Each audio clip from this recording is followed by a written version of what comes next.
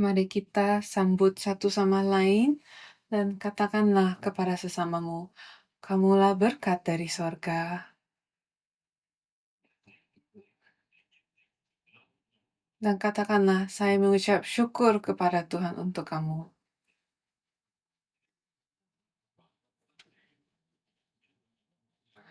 Dan hari ini, ketika kami mengumpulkan hasil panen ucapan syukur kepada Tuhan, ini bukanlah satu-satunya hari di mana kami mengucap syukur kepada Tuhan, tapi ini adalah hari di mana kami mengucap syukur kepada Tuhan dan berikan kepadanya panen rohani dan panen rohani, ucapan syukur. Dan sebagai seorang pendeta, saya mau mengucap syukur kepada Tuhan untuk Gereja Sion, dan saya mengucap syukur kepada Tuhan untuk setiap kamu yang hadir hari ini, dan saya percaya sungguh-sungguh bahwa setiap orang di dalam Gereja Sion adalah sebuah berkat dari sorga. Amin.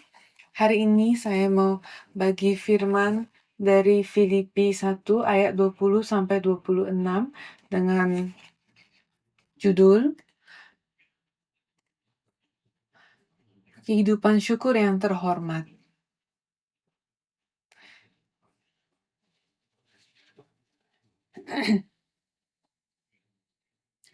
Dan ketika rasa syukur menghilang dari kehidupanku, maka hidup menjadi gelap. Dalam hidup kita, segala sesuatu menjadi gelap.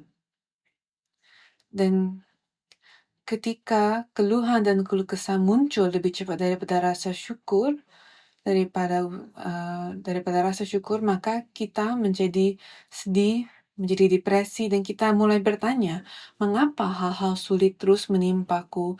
Mengapa aku hanya sebatas ini dan tak lebih dari sekian? Dan jika itu terus berlanjut, maka suasana di dalam rumahmu, suasana di sekelilingmu menjadi gelap, lampu mati. Kata-kata mungkin terucap, tetapi tidak ada tawa. Dan teman-teman, keluarga mengelilingimu, tetapi tidak ada kasih. Dan kita berdoa, tetapi hati terasa semakin kering. Tapi dalam ayat bacaan kami hari ini, kami melihat seseorang yang berdiri dengan cara yang berlawanan, yaitu Rasul Paulus. Ia berada di penjara Romawi. Dia terpenjara tanpa mengetahui kapan ia dapat keluar. Tempatnya begitu dingin. Ia berada di dalam sel penjara yang berbatu dingin, terikat rantai, dan hanya diizinkan kunjungan terbatas. Ia telah dijatuhi hukuman mati, dan ia adalah seorang terpidana mati yang tidak tahu kapan ia akan dieksekusi. Dari tempat yang nampaknya tanpa harapan seperti itu, Rasul Paulus malah menulis kepada jemaat di Filipi dan berkata, "Bersukacitalah, aku bersukacita karena kamu, dan kamu pun bersukacitalah bersamaku." Bagaimana ini mungkin? Ia mengakui dalam ayat bacaan kita hari ini pada ayat 20 dan 21 dikatakan, "Sebab yang sangat kurindukan dan kuharapkan ialah." Tapi sebenarnya bayangkan kalian berada di sel penjara itu, kalian sudah terpidana hukuman mati, dan ada harapan apa lagi kan kalau sudah seperti itu? Tetapi di sini kita melihat bahwa Rasul Paulus masih memiliki harapan. Dikatakan, sebab yang sangat kurindukan dan kuharapkan ialah bahwa aku dalam segala hal tidak akan beroleh malu. Jadi dia tidak mengharapkan supaya ia tidak dieksekusi mati. Malah ia berharap supaya dia tidak beroleh malu, melainkan seperti sedia kala demikian pun sekarang, Kristus dengan nyata dimuliakan di dalam tubuhku, baik oleh hidupku maupun oleh matiku. Karena bagiku hidup adalah Kristus dan mati adalah keuntungan. Jadi dia tetap, jadi bayangkan, dia adalah seorang pria yang terkunci di penjara, tidak tahu kapan ia akan dihukum mati, namun dia terus berbicara tentang sukacita, berbicara tentang ucapan syukur, dan berbicara tentang Kristus yang ditinggikan. Berapa kali ketika kita mengalami kesulitan dalam kehidupan kita, kita memikirkan Kristus dan bagaimana Kristus dapat ditinggikan? kita selalu memikirkan jawaban dari masalah kita kan, daripada memikirkan bagaimana Kristus dapat ditinggikan.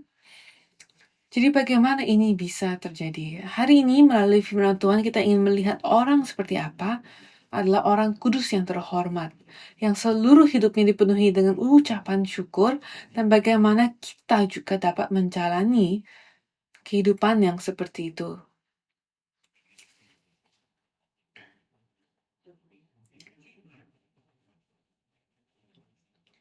Apakah kalian mau menjadi seseorang yang seperti ini?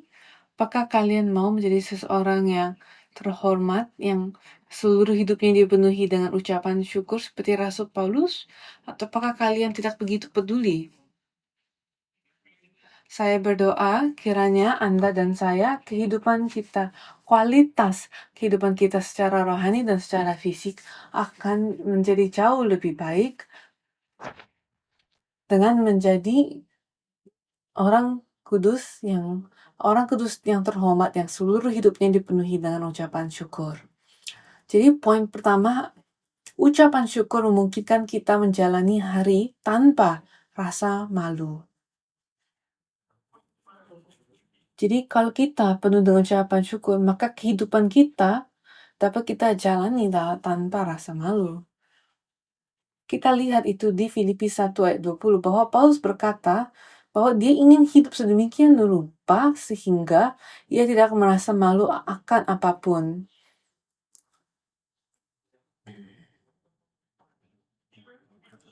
Dan dia seperti berkata, dia memiliki harapan dan pengharapannya tulus, dan dia ingin supaya dia ingin supaya dia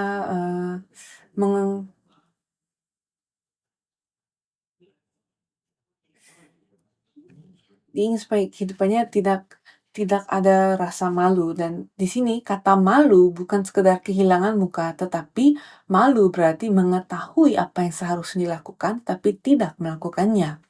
Mengetahui bahwa Tuhan hidup, mendengar firman-Nya, namun tidak percaya, tidak taat. Itulah malu. Jadi Rasul Paulus berkata, saya tidak mau menjalankan kehidupan yang memalukan. Dan caranya adalah dengan mengucap syukur. Karena dengan mengucap syukur dengan segala hal, itu adalah kehendak Tuhan. 1 Tesalonika 5 ayat 18 memberitahu kita, mengucap syukurlah dalam segala hal, sebab itulah yang dikehendaki Allah di dalam Kristus Yesus bagi kamu. Jadi, mengetahui apa yang Tuhan inginkan dan mengetahui dan melakukannya dan menaati firman yang kita dengar, seperti itulah kehidupan tanpa rasa malu. Jadi Rasul Paulus seperti berkata, saya tahu apa yang Tuhan inginkan. Tuhan ingin supaya saya mengucap syukur, sehingga saya mau mengucap syukur agar saya tidak malu, karena saya tahu inilah yang Tuhan kehendaki. Jadi mengucap syukur dalam segala hal itu bukan berarti hanya pada hal-hal yang baik, tapi ini juga termasuk ketika segala sesuatu yang berjalan dengan terhambat, dan ketika segala sesuatu berjalan dengan baik, dan juga ketika segala sesuatu terhambat, dan juga ketika kamu dipuji dan ketika kamu disalahpahami.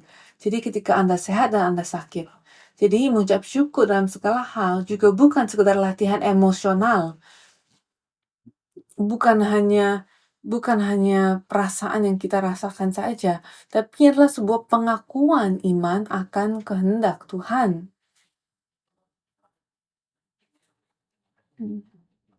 Jadi ini adalah sebuah pengakuan yang mengatakan, Tuhan, aku memiliki masalah ini, tetapi saya lihat bahwa Engkau hadir bersamaku.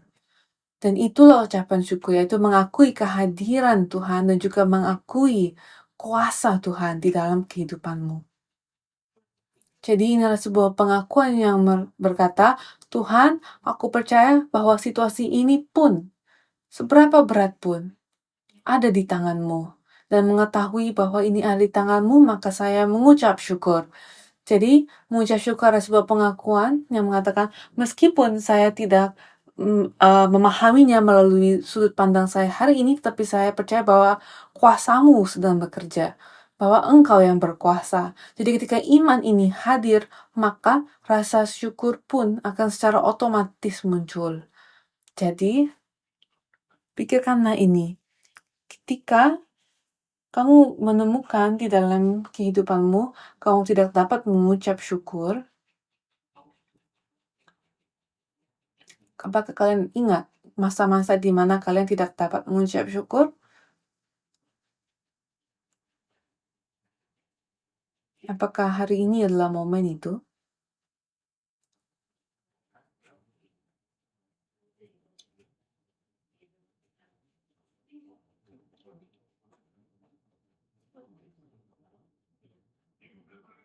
Apakah kalian ingat masa-masa di mana kalian melalui masa yang sangat sulit dan sangat sulit untuk mengucap syukur?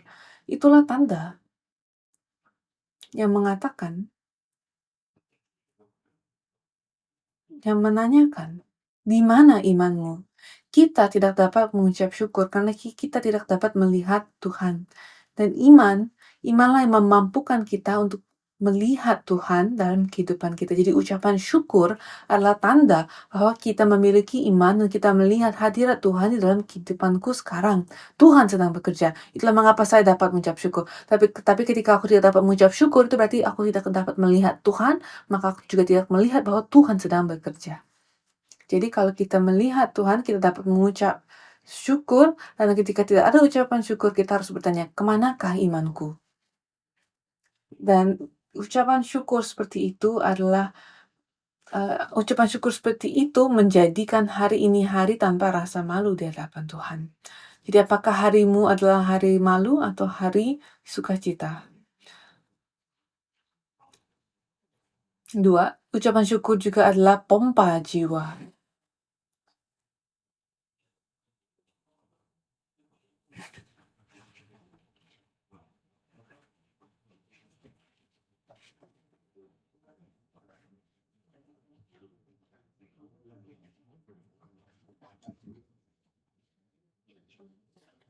Jadi ketika saya anak kecil di Korea, hal-hal belum begitu maju. Jadi kalau waktu saya kecil, ketika saya mau minum air, saya harus pompa air dan ketika ketika kita melakukan kita menggunakan pompa air itu, yang pertama keluar awal-awal adalah angin, lalu karena itu dari bawah tanah, maka setelah angin kosong yang keluar dari pompa air itu, yang keluar adalah air yang kotor, baru setelah sekian waktu air bersih dapat diminum. Dan seperti itu juga kehidupan kita. Ucapan syukur adalah pompa jiwa kita yang akan mengalirkan sukacita. Jadi, pompa seperti analogi pompa air di Korea yang saya gunakan waktu saya muda itu, sama seperti itu juga ucapan syukur akan mendorong, mengeluarkan iman, mengalirkan iman dan sukacita. Jadi ketika kita merasa sudah tenggelam sampai ke dasar tanah, maka rasa syukur adalah pompa yang akan menguatkan kita, membangkitkan kita, mengalirkan kita ke atas lagi. Jadi ucapan syukur akan membangkitkan harapan, membangkitkan iman, dan membangkitkan ucapan syukur, membangkitkan pujian kita. Jadi sama seperti pompa air itu harus terus-menerus digunakan, ucapan syukur pun harus terus-menerus mengalir dari hati kita, maka hati kita akan menjadi seperti air mancur syukur, dan air mancur sukacita. Filipi 4 ayat 11-13 mengatakan, kukatakan ini bukanlah karena kekurangan, sebab aku telah belajar mencukupkan diri dalam segala hal. Dalam segala keadaan. Aku tahu apa itu kekurangan, aku tahu apa itu kelimpahan. Dalam segala hal dan dalam segala perkara tidak ada sesuatu yang merupakan rahasia bagiku. Baik dalam hal kenyang maupun dalam hal kelaparan, baik dalam hal kelimpahan maupun dalam hal kekurangan, segala perkara dapat kutanggung dalam Dia memberi kekuatan kepadaku. Dan kita Kita terbiasa hanya membaca ayat 13, yaitu segala perkara dapat kutanggung di dalam Dia memberi kekuatan kepadaku. Tapi apakah kamu tahu apa yang dimaksudkan dalam segala perkara?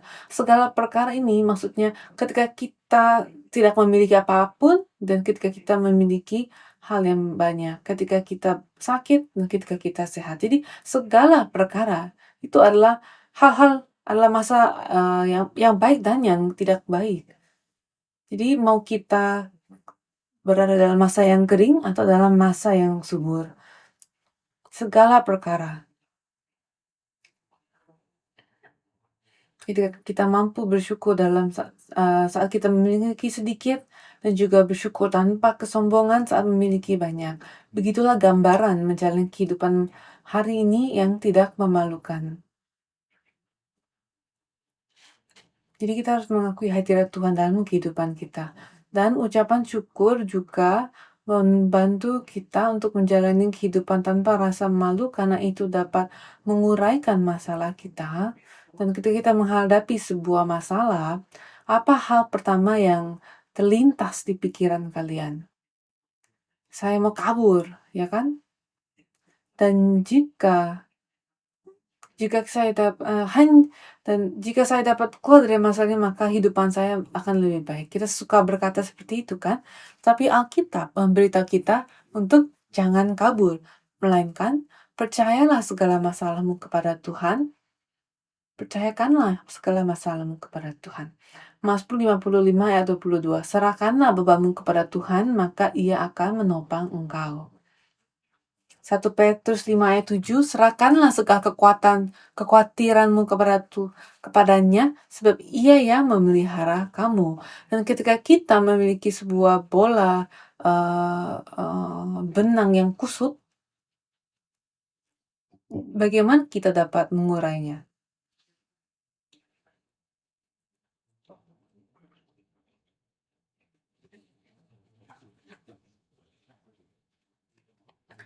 Saya yakin setiap kita memiliki semacam bola itu, di mana masalah kehidupan kita begitu kusut. Dan kalau kita pergi ke tetangga kita, ke teman kita, ke saudara kita, membawa bola kusut ini, dan mereka coba untuk mengurainya. Tapi biasanya masalah bola itu akan menjadi semakin kusut kan? Jadi apa yang perlu kamu lakukan? Kamu harus mengurai benang itu sendiri kan? Dan itulah yang Tuhan lakukan. Itu yang Tuhan katakan, itulah yang Rasul Paulus lakukan. Kalau kalian membawa masalah hidup kalian keluar ke dunia, maka masalah itu akan menjadi semakin rumit. Seringkali itu yang terjadi. Namun, ketika kita duduk diam di hadapan firman dan berdoa dan mengucap syukur, maka Tuhan akan mengurai bola masalahmu yang kusut itu. Dialah yang akan melakukannya. Jadi, kehidupan yang penuh rasa syukur adalah kehidupan yang membangkitkan sukacita dan kehidupan yang menguraikan masalah. Dan saya mau katakan dengan keberanian bahwa Tuhan menjamin ini. Cobalah, hiduplah dengan ucapan syukur, maka masalahmu akan beres. Amin. Kehidupan tanpa ucapan syukur adalah kehidupan yang murah. Kita hidup masa demi masa. Kita sedih ketika hal-hal menjadi buruk dan kita senang ketika hal menjadi baik. Tapi orang yang percaya kepada Yesus dan kepada firman-Nya, mereka belajar untuk hidup kehidupan yang terhormat karena mereka memiliki ucapan syukur. Saya berdoa dengan sungguh-sungguh, Gereja Sion, belajarlah untuk mengucap syukur. Dan alhasil kehidupan kami akan menjadi kehidupan yang terhormat. Kedua, ucapan syukur memungkinkan kita untuk meninggikan Kristus. Ini ada di Filipi ayat Filipi 1 ayat 20-21. Sebab yang kurindukan dan kuharapkan ialah bahwa aku dalam segala hal tidak akan beroleh malu, melainkan seperti sedia kala demikian pun sekarang Kristus dengan nyata dimuliakan dalam tubuhku, baik oleh hidupku maupun oleh matiku. Karena bagiku hidup adalah Kristus dan mati adalah keuntungan. Jadi tubuh Paulus di penjara itu tidak berada dalam kondisi yang baik. Dia sudah digebukin dan dia sudah banyak mengalami sengsara kan. Tetapi dia tetap lebih mementingkan Kristus ditinggikan dalam tubuhnya, dalam seluruh tubuhnya, seluruh hidupnya. Dan seringkali kita berkata, Tuhan tunggulah saya sempurna dulu, barulah saya dapat meninggikanmu. Dan ada salah satu anak yang datang kepadaku pagi hari ini dan dia berkata, pendeta, saya memiliki sebuah lelucon. Apa kamu mau dengar? Dan dia berkata, mengapa Ronaldo kecil?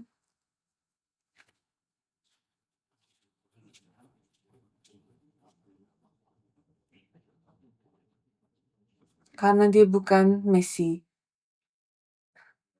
Apa kalian mengerti?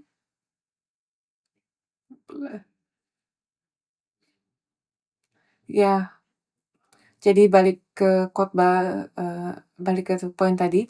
Jadi seringkali kita minta Tuhan untuk membereskan masalah kita, mess kita gitu kan.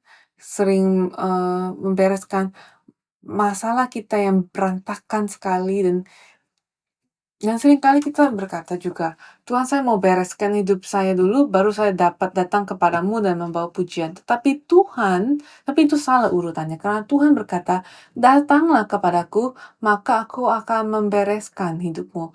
Kalau bukan saya yang membereskan hidupmu, maka itu tidak akan beres. Maka Rasul Paulus berkata, bahkan di dalam tubuh yang tidak sempurna ini kiranya Kristus ditinggikan. Jadi dalam hal apa aku dapat mengucap syukur? Dalam hal ini, Paulus tidak berkata, Tuhan tunggu saya dapat pergi bermisi lagi, baru saya akan meninggikan namamu. Tunggu saya keluar penjara, baru saya dapat memujimu. Tidak seperti itu kan. Rasul Paulus mengatakan sekarang. Mau saya hidup, mau saya mati, sekarang. Saya mau memuji Tuhan. Dan apa itu kehormatan? Kehormatan dalam istilah duniawi, kata ini merujuk kepada status atau nilai yang tinggi. Tetapi dalam Alkitab, kehormatan memiliki penekanan yang berbeda. Kita lihat di Ibrani 5 ayat 4 dikatakan, dan tidak seorang pun mengambil kehormatan itu bagi dirinya sendiri, tetapi dipanggil untuk itu oleh Allah. Seperti yang telah terjadi dengan Harun. Jadi orang yang diakui Tuhan, orang yang dipanggil Tuhan, orang itu sungguh terhormat, sungguh mulia. Jadi kehormatan diberikan kepada kita ketika Tuhan memanggil kita. Jadi kita tidak dapat menjadi orang yang terhormat oleh kekuatan kita sendiri. Hanya ketika Tuhan mengakui yang Ia panggil, barulah orang itu menjadi terhormat. Wahyu 21 ayat 26 dikatakan, dan kekayaan dan hormat bangsa-bangsa akan dibawa kepadanya.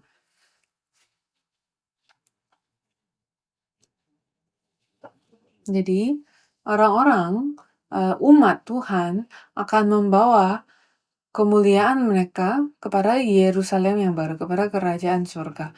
Jadi bukan kita menjadi terhormat dan penuh kemuliaan ketika kita memasuki kerajaan surga, tapi Tuhan mengizinkan kita untuk menjadi terhormat sekarang di dunia ini, dan setelah Ia menjadikan kita terhormat, barulah Ia membawa kita masuk ke dalam kerajaan surga. Jadi ini sama seperti bagaimana Tuhan menghembuskan napas kepada Adam, barulah Ia menaruhnya di Taman Eden.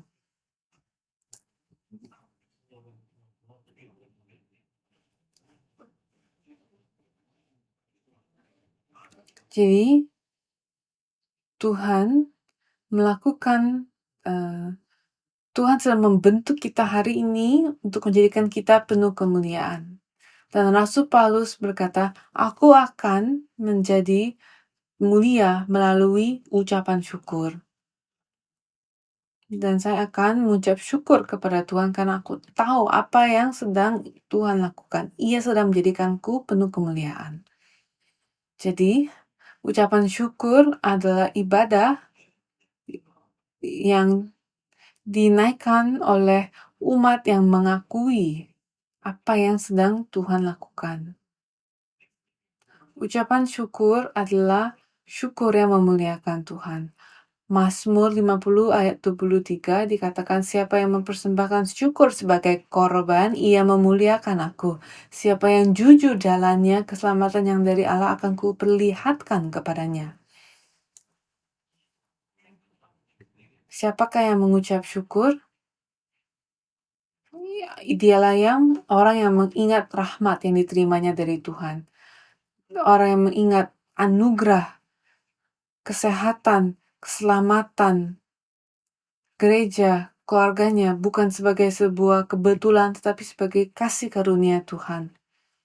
Dan dia mengingat bahwa dia menerima segala berkat itu dari sorga. Itulah kasih karunia. Dan orang-orang yang dapat mengakui kasih karunia Tuhan, mereka lah orang yang dapat mengucap syukur. Dan ucapan syukur bukan hanya sebuah pepatah yang kami katakan, bukan hanya sebuah perkataan yang kami katakan, bukan hanya sebuah ekspresi yang kami katakan ketika kami merasa enak, ketika kami merasa penuh, ketika kami merasa memiliki banyak, tapi ucapan syukur bukan hanya sekedar kata yang kita ucapkan saat kita senang, tetapi itu adalah sebuah persembahan yang kita persembahkan kepada Tuhan.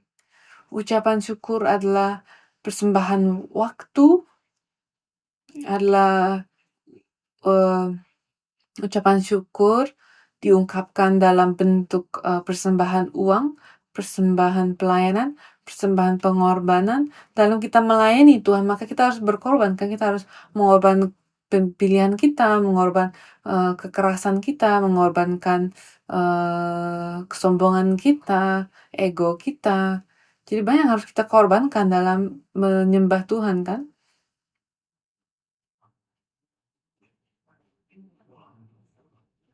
Jadi, dapatkah kita mengambil sebuah momen sejenak dan merenungkan kasih karunia Tuhan dalam kehidupan kalian, dan jangan hanya mengingat hari-hari yang enak, tetapi ingat kasih karunia tidak selalu manis.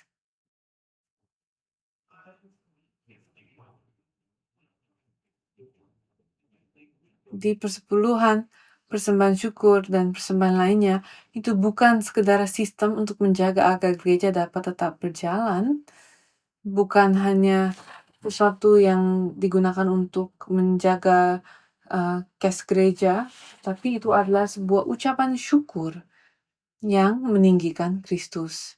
Jadi saya berdoa agar setiap detik yang kalian korbankan untuk memuji dan melayani Tuhan, setiap sen yang kalian berikan untuk sebagai persembahan kepada Tuhan, setiap upaya tenaga yang kalian lakukan, yang kalian korbankan untuk melayani Tuhan, kiranya setiap hal itu mau seberapa kecil itu dapat meninggikan Tuhan dan memuliakannya. Dan orang yang mengucap syukur adalah orang yang terbahagia di dunia ini. Apakah kalian orang terbahagia?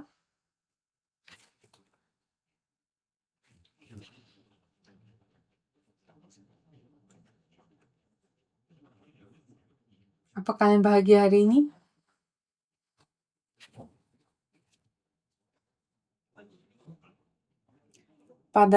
Di dalam Talmud Yahudi ada pepatah, orang paling bijak di dunia adalah orang yang belajar. Orang paling bahagia di dunia adalah orang yang hidup dengan ucapan syukur.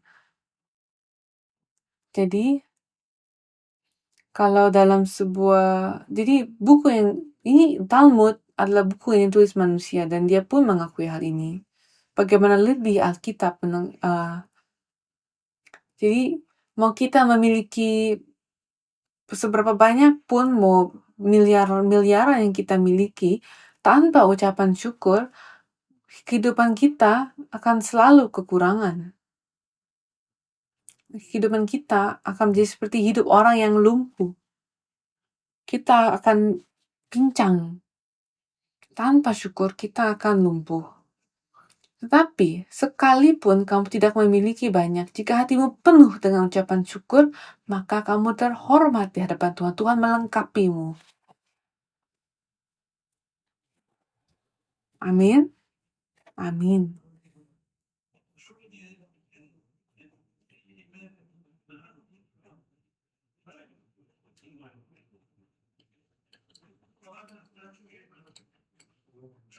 Kolose 3 ayat 15.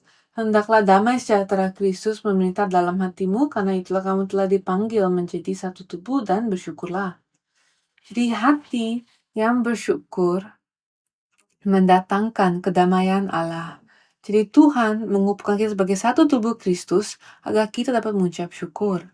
Dan apakah kamu sudah mulai dapat melihat betapa pentingnya ucapan syukur sebagaimana Tuhan memerintahkannya kepada kita? Tuhan berkata ini penting, dan ketika Tuhan mengatakan ini penting, maka kita harus berusaha. Kita harus mengusahakannya. Jadi Tuhan merekomendasikan ini bahkan, ya kan? Tuhan mendorong kita untuk mengucap syukur dan mengatakan seperti, cobalah mengucap syukur dan lihatlah apa yang akan terjadi ketika kamu mengucap syukur. Lihatlah apa yang akan terjadi dalam hidupmu ketika kamu mengucap syukur.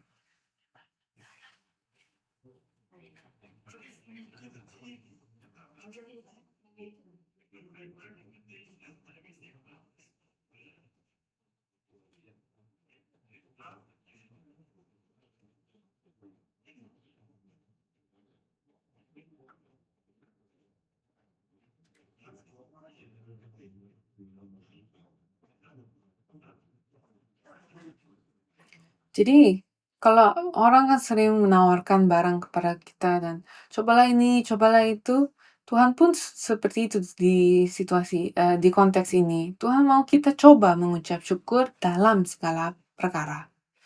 Jadi ketika kita mengucap syukur, di situ, di mana ada ucapan syukur, di situ ada damai sejahtera Allah, dan di mana ada damai sejahtera Allah, di situ Kristus ditinggikan.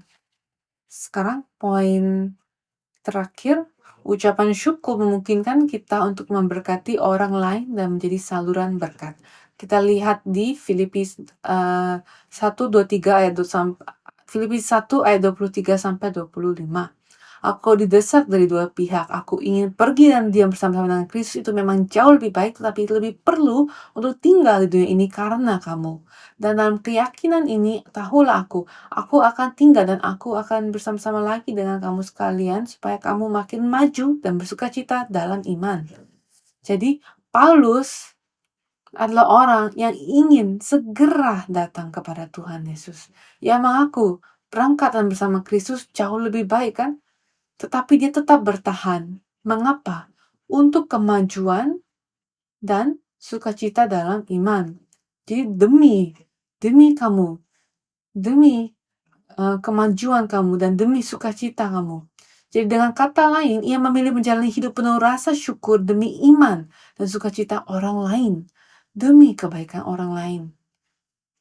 1 Korintus 10 ayat 24 dikatakan, jangan seorang pun yang mencari keuntungannya sendiri, tapi hendaklah tiap-tiap orang mencari keuntungan orang lain.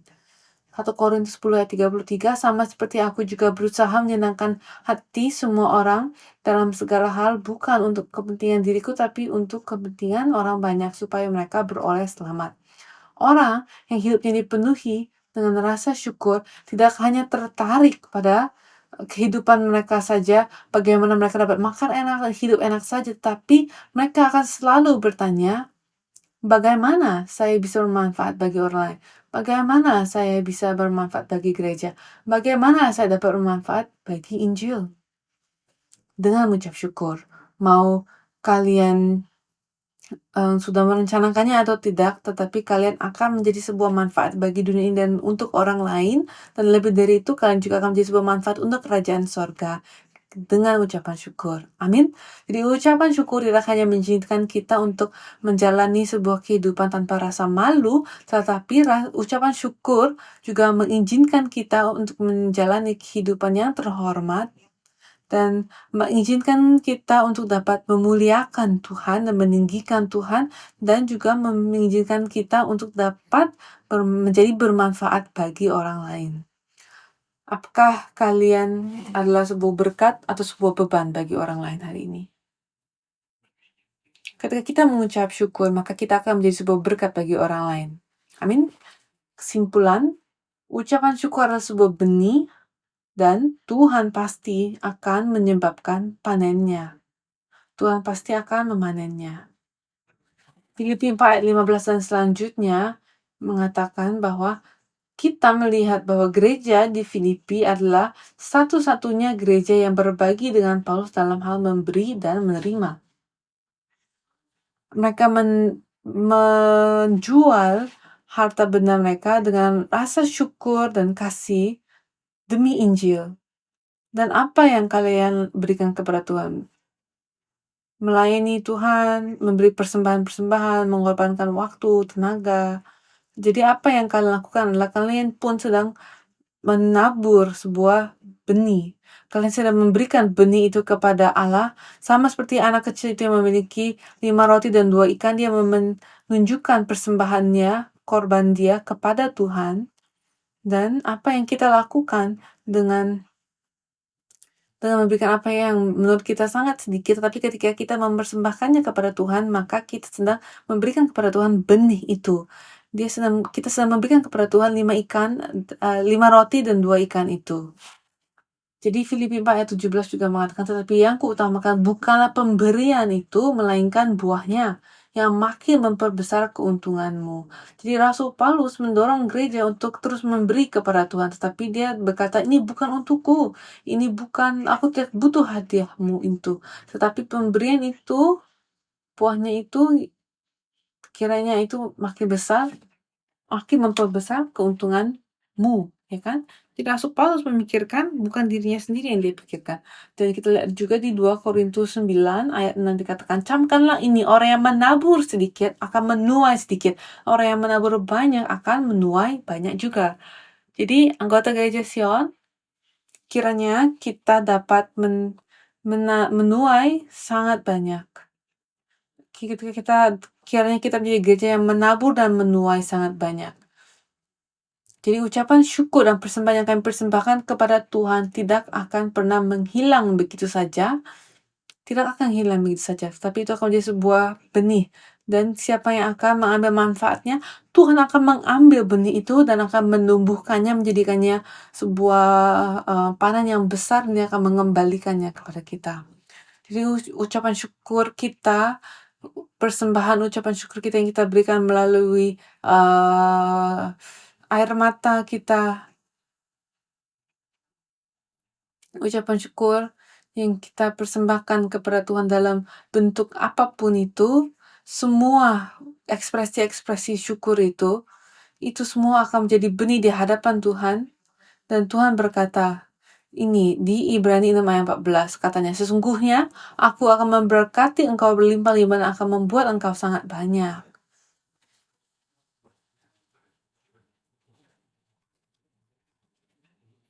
Coba kita baca sekali lagi.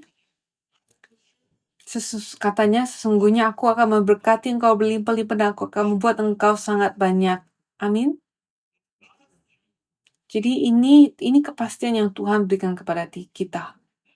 100% yakin. Tuhan 100% yakin. Dia mengatakan, sesungguhnya aku akan memberkatimu, kan? Dan sesungguhnya engkau akan berlimpah-limpah dan aku akan membuat engkau sangat banyak. Tuhan akan mengembalikannya, menggandakannya dan mengembalikannya. Inilah Tuhan Abraham yang masih hidup hari ini Dan kiranya kita semua menjadi seperti itu. Kita menjadi orang kudus terhormat yang hidupnya penuh dengan ucapan syukur sampai kepada hari di mana kami memasuki kerajaan surganya. Kiranya Allah kita menerima kemuliaan melalui ucapan syukur kita. Amin. Mari kita berdoa. Allah Bapa, kami mengucap syukur untuk berkat-Mu. Kami mengucap syukur untuk berkat firman-Mu, untuk berkat anak putramu, dan berkat keselamatan yang telah Engkau berikan kepada kami. Allah Bapa, kami mengucap syukur kepadamu untuk gereja ini, Gereja Sion. Kami juga mau mengucap syukur untuk setiap departemen, setiap pelayan di dalam gereja hari ini. Kami percaya Allah Bapa bahwa mereka semua adalah sebuah berkat yang telah Engkau kirim dari surga ke dalam tempat ini. Allah Bapa, kami juga mengucap syukur kepadamu untuk setiap hal yang telah Engkau berikan kepada kami, termasuk berkat-berkat dan hal-hal termasuk hal-hal yang baik dan hal-hal yang buruk. Kami mengucap syukur untuk segala-galanya kepadamu. Berkat hal-hal itu kami dapat bertumbuh dan kami dapat tetap hadir di hari ini, dan berkat hal-hal itu kami juga dapat menjadi semakin dekat kepadamu. Jadi hari ini kami juga mau percaya bahwa Engkau telah menjadikan setiap anggota Gereja Sion sebagai orang kudus yang terhormat yang akan Engkau berkati. Dan Allah Bapa, kiranya Engkau, Allah kita, kiranya Engkau berkati orang-orang ini dan lipat gandakan mereka, dan izinkanlah kami untuk dapat melihat akhir itu, yaitu hari di mana kami masuki kerajaan surga. Terima kasih untuk kasih karunia-Mu dalam nama Tuhan Yesus. Kami berdoa dan mengucap syukur. Haleluya. Amin.